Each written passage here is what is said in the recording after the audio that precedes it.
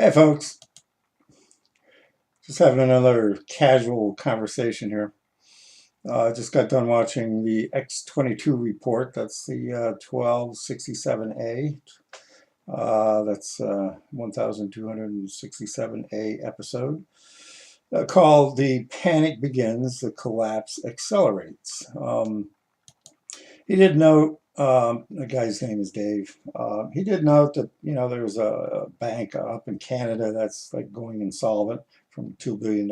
It's dropping down to like, somewhere around the $400 or $500 million mark now. So, it's kind of on its way out.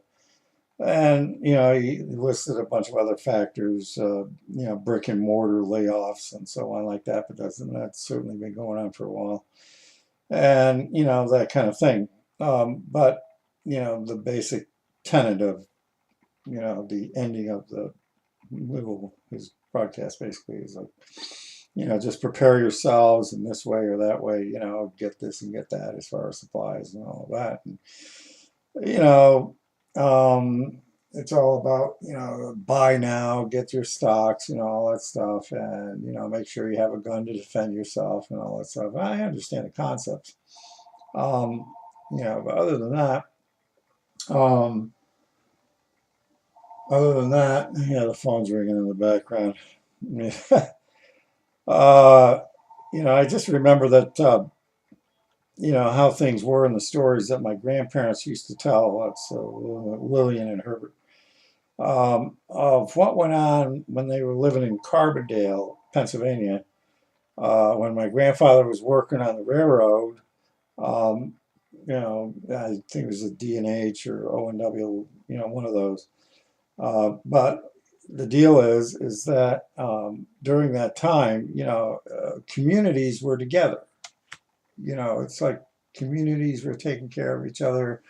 There was the agricultural community, the dairy community, and everybody was kind of like seeing to each other's affairs and well-being. Churches were highly active throughout that period in terms of organizing events, making sure people were taken care of. Here's a little sideline ditty. The story of my grandfather, and when he would say that, well, on occasion, there would be, a railroad car that just so happens would be filled with produce sitting on a sideline somewhere that would be accessible to the folks and so on like that. And, of course, they go and get the produce. And, lo and behold, oh my God, the railroad company, they lose a little bit, but it was like acceptable losses, and they understood that this was helping their community and the workers and all that stuff, and their base that supported them. And so this kind of thing was going on.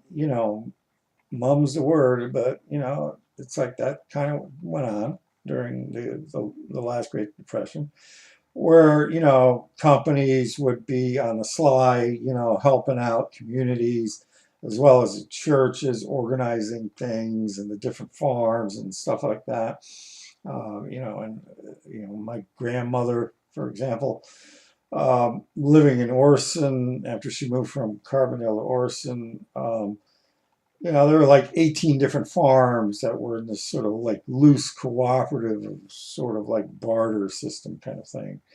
And after churches, sometimes in the basement where they had Sunday school in the Methodist church there, they would talk about community affairs, who needed thus and so, all of that.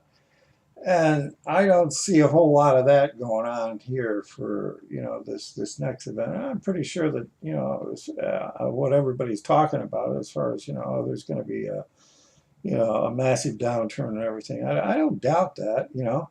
But what I do see is that it's like they got neighbor pitted against neighbor, and you got to have your supplies versus the neighbor's supplies, and everybody's got to have their guns to protect themselves. So everybody's sort of like isolated you know, onto themselves rather than being a whole community-based system, like a big, you know, communally based system or whatever, you know, actually looking after each other's affairs, you know, and that's what I saw and heard from my grandparents about the Great Depression, the last one, you know, that a lot of people were taking care of each other and discussing people's needs and, you know, checking in on each other and all of that. So, you know, there's that basic change. That's the basic change that I see.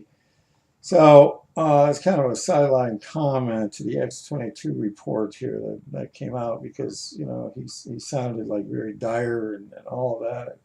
You know, you've got to make sure that you have your stuff and you're, you know, it's so much pointed towards the individual now rather than, you know, organizing, you know, real community affairs. And we don't have the agriculture anymore. We don't have the dairy anymore the way we used to, the family farms and so on like that. That really helped us through the last Great Depression in the way that, you know, the churches were involved and, you know, everybody, you know, that was a nodal point of contact for, you know, the community.